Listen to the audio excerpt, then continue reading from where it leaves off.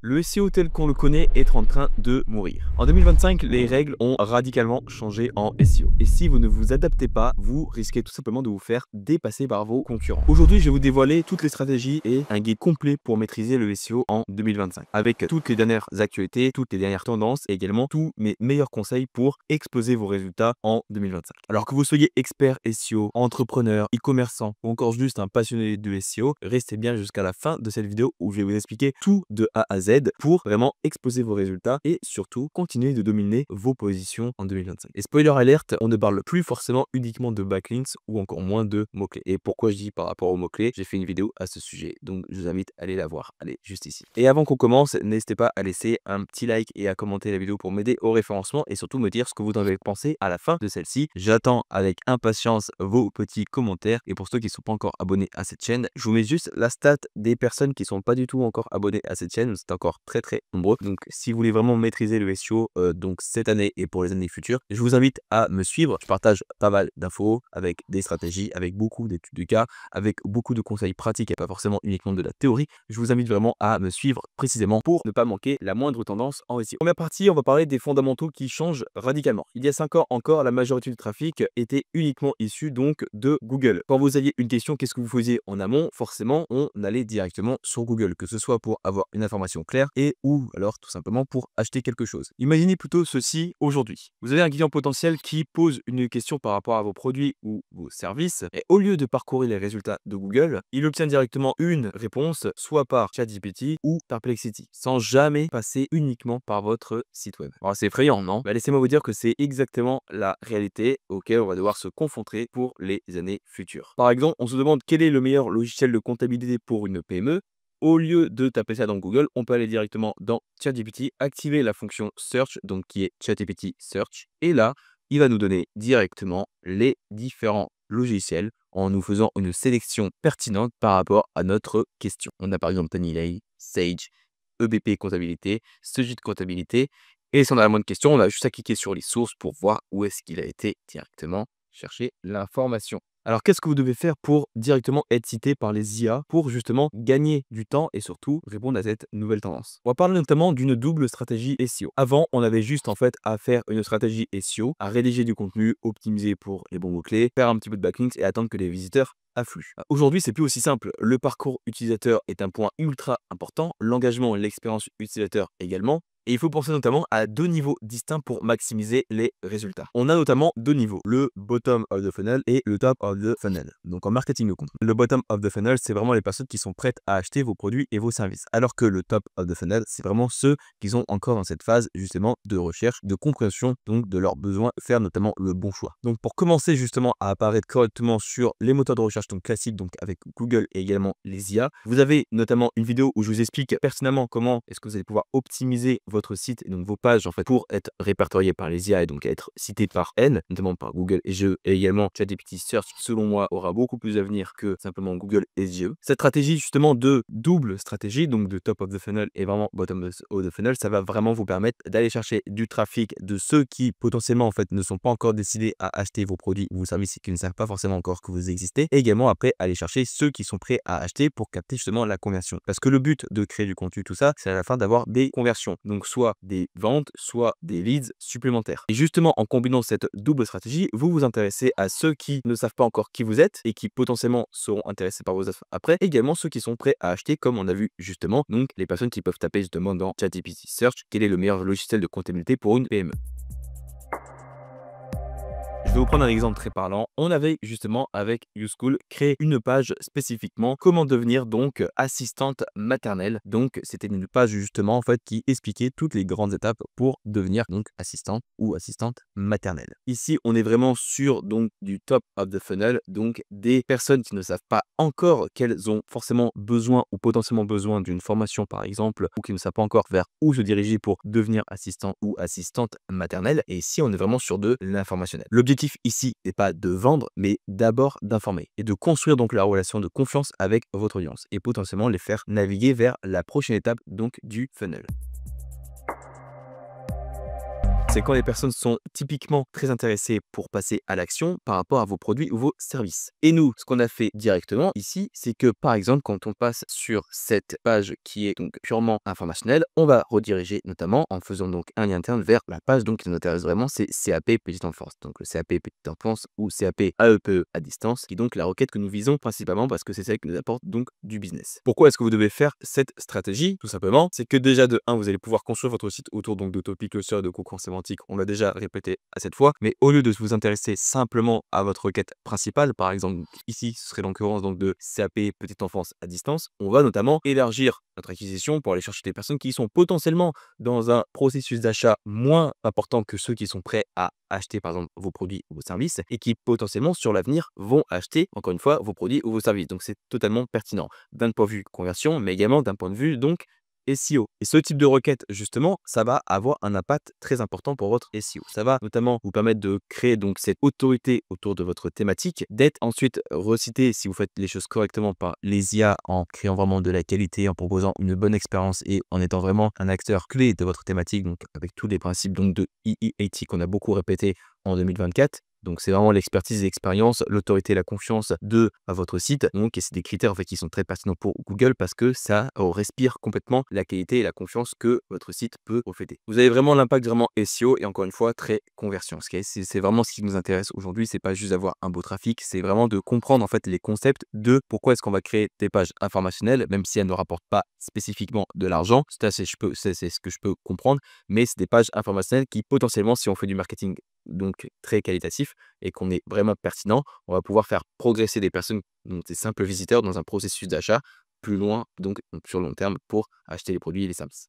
L'objectif, en fait, est, encore une fois, de répondre à un maximum de notre audience, justement pour attirer un maximum de personnes potentielles par rapport à vos produits et vos services. Mais au-delà de ça, encore une fois, on l'a dit, le SEO, ça ne repose pas forcément et uniquement à simplement une page est égale à un mot-clé commercial. Ce serait trop beau pour être vrai. Vous devez réfléchir votre site, justement, en fait, pour vous dire comment est-ce que je peux créer une stratégie SEO solide qui va me permettre d'attirer des visiteurs, de faire comprendre à Google et donc aux IA qu'on est expert d'une thématique précise et qu'on est légitime de parler d'un sujet, donc encore une fois précis, et comment derrière, avec cette même stratégie, je peux convertir une partie de cette audience en prospect ou en client. Après avoir mis en place ces deux stratégies, donc à la fois conversion, à la fois SEO, on va parler d'un concept que vous n'avez jamais entendu parler, et ça, j'en mets vraiment ma main à couper, c'est tout simplement le GEO.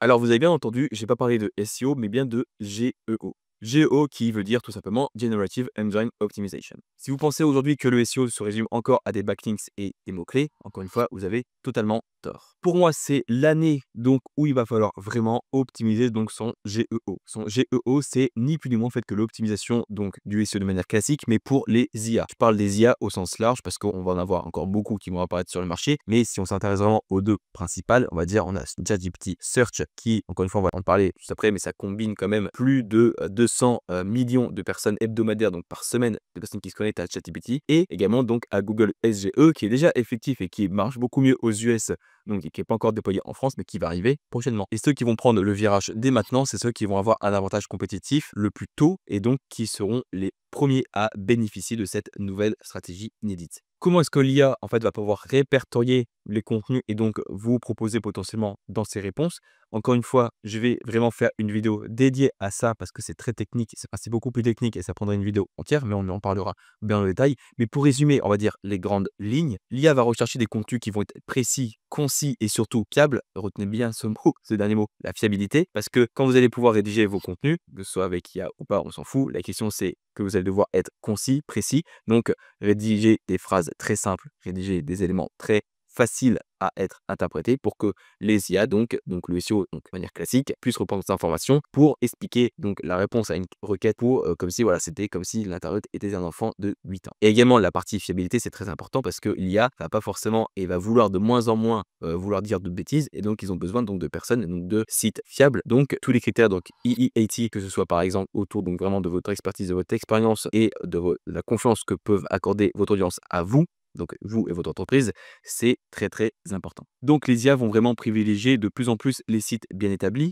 bien référencés et surtout bien réputés. Donc selon moi, les IA vont mettre en avant beaucoup plus des sites qui sont déjà très performants d'un point de vue plus SEO traditionnel, donc au détriment des petits sites qui vont se lancer, malheureusement. Et donc forcément, les critères EEAT vont être cruciaux. Voici un mini plan d'action que vous allez pouvoir mettre en place justement pour commencer à correctement faire du SEO en 2025 pour être cité par les IA dans quelques mois. Premier élément, les requêtes longues. Les IA se concentrent uniquement sur des questions qui vont être très précises et bien détaillées.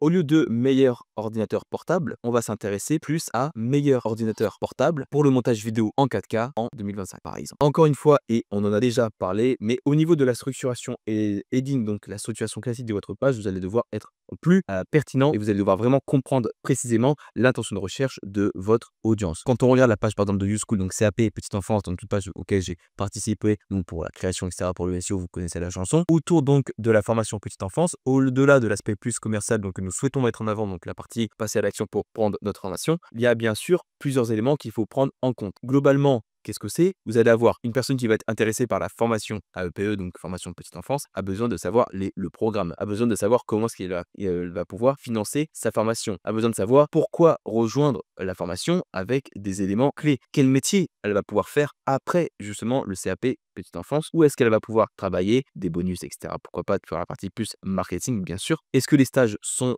obligatoires?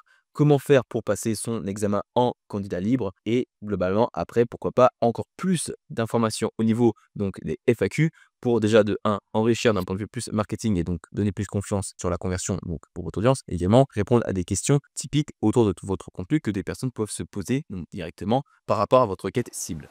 J'ai dit que je ne parlerai pas forcément de backlinks, mais forcément, vous vous en doutez que ça fait partie quand même d'un critère quand même, qui est quand même toujours intéressant pour faire du SEO en 2025. Plus vous aurez un site donc d'autorité, donc plus vous allez pouvoir justement aller chercher donc des requêtes plus commerciales et également avoir une meilleure autorité et donc dominer donc votre thématique. Donc forcément, c'est un point quand même qui est quand même encore très important aujourd'hui de toujours travailler son netlinking. De 1 sur ça, son site de manière classique, mais également sur des LP spécifiques pour aller chercher notamment une meilleure position. Ce qui arrive globalement très souvent quand on a une requête comme par exemple CAP Petite Enfance, je peux vous assurer qu'on envoie beaucoup de budget juste en netlinking pour une page comme celle-ci.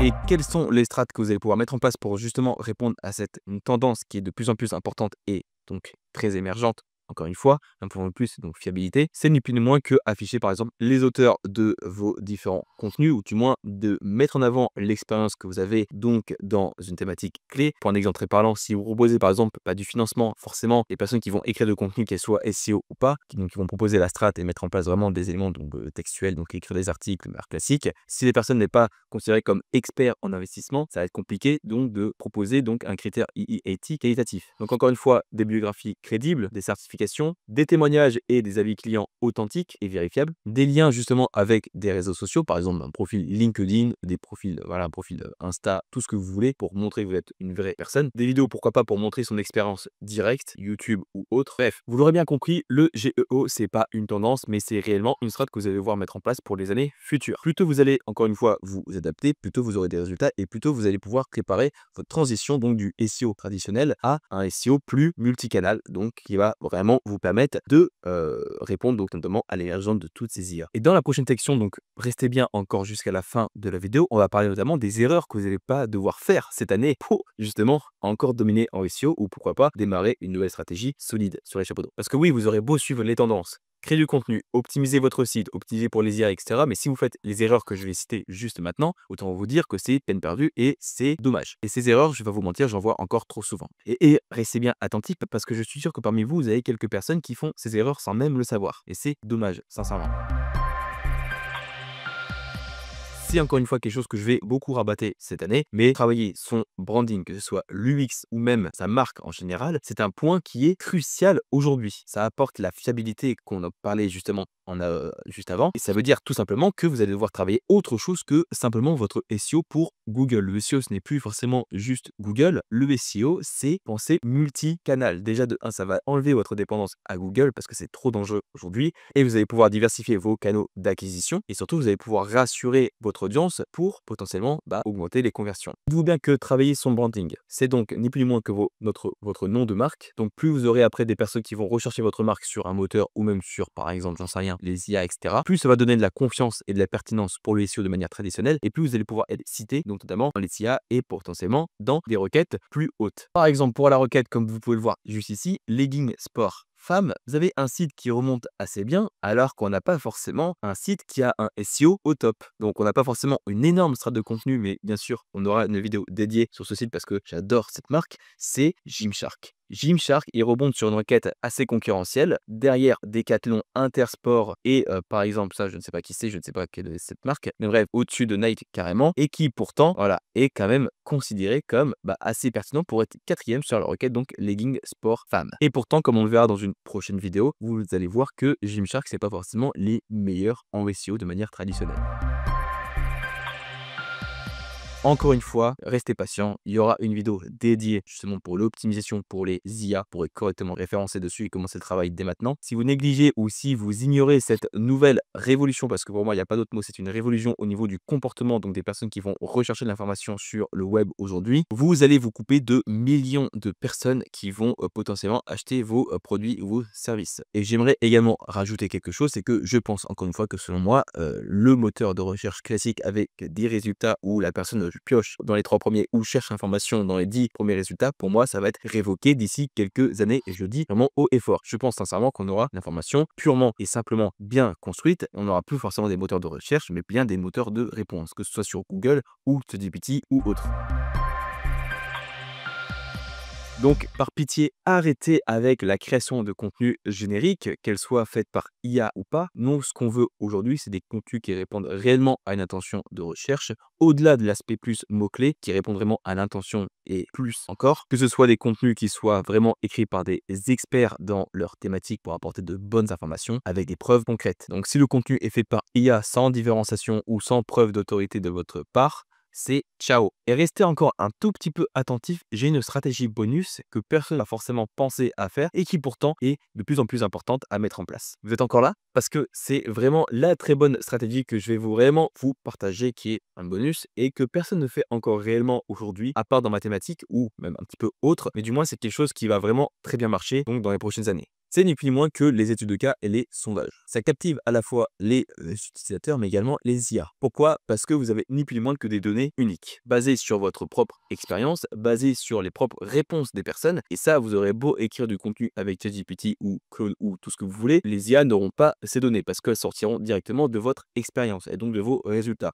Et donc ça, c'est vraiment du pain béni pour les IA. Dites-vous bien que les IA adorent et vont vraiment référencer de plus en plus des données concrètes parce que c'est là où elles peuvent apporter vraiment une réponse la plus qualitative et la plus proche de ce que cherche réellement un internaute. C'est l'un des meilleurs moyens si vous voulez être vraiment cité comme une source d'autorité dans votre thématique. Donc je vous invite vraiment à mettre en place cette stratégie. Et pour ceux qui veulent vraiment apprendre le SEO de manière concise, précise et facile aujourd'hui et pour les années futures, vous avez toutes les infos en description pour passer à la prochaine étape, c'est-à-dire en fait maîtriser concrètement le SEO en 2025 et pour les années futures, parce qu'on ne parle plus de SEO comme il y a des années, donc où encore beaucoup de concurrents à moi, ou du moins des fameux experts pensent que le SEO est encore de la même manière qu'il y a quelques années. Dites-vous bien que si vous ne mettez pas la page, c'est complètement mort pour vous. Donc que vous soyez en train de créer un e-commerce, que ce soit pour le site de votre boîte, que vous lanciez un projet entrepreneurial, que vous souhaitez vivre du SEO, que ce soit en affiliation ou autre, toutes les informations qui vont être pertinentes pour vous et si vous voulez vraiment passer à l'étape supérieure, je vous invite à découvrir toutes les étapes, donc notamment des cours SEO complètement gratuits qui vont vous permettre notamment de maîtriser le SEO aujourd'hui. Et pour ceux qui ne veulent pas perdre une seule seconde, je vous invite également, vous avez le premier lien dans la description qui vous propose notamment de travailler avec moi si vous voulez vraiment démarrer une stratégie SEO solide pour 2025 et pour les années futures. N'hésitez pas à laisser un petit like et à commenter la vidéo si celle-ci vous a aidé et dites-moi ce que vous en avez pensé. Dites-moi un petit peu ce que vous pensez également des IA et ce que vous avez pensé également des petits points que j'ai soulevés dans cette vidéo. Je vous attends encore donc dans les commentaires. Et d'ailleurs, petit message à toutes les personnes que je vois commenter régulièrement les vidéos. Je vous remercie sincèrement pour votre fidélité. Je ne vous oublie pas parce que je vous vois beaucoup et sachez que j'apprécie énormément votre aide. Ça me fait vraiment très plaisir. Donc vraiment, merci beaucoup. Je vous remercie pour avoir visionné la vidéo jusqu'ici et j'espère que 2025 va être votre année, que ce soit en SEO ou même sur vos projets personnels. J'espère que tout va bien se passer pour vous. Je vous souhaite vraiment encore une fois le meilleur pour cette nouvelle année. Je ferai toujours de mon mieux pour vous apporter un maximum de qualité à ma juste hauteur que je suis donc en tant que petit consultant SEO. Mais en tout cas, sachez que je ferai toujours de mon mieux pour vous aider. Je vous en mets pas plus, je vous dis à très bientôt pour une prochaine vidéo sur le SEO ou les IA. En tout cas, quoi qu'il arrive, je serai là. À très bientôt, c'était Victor, ciao.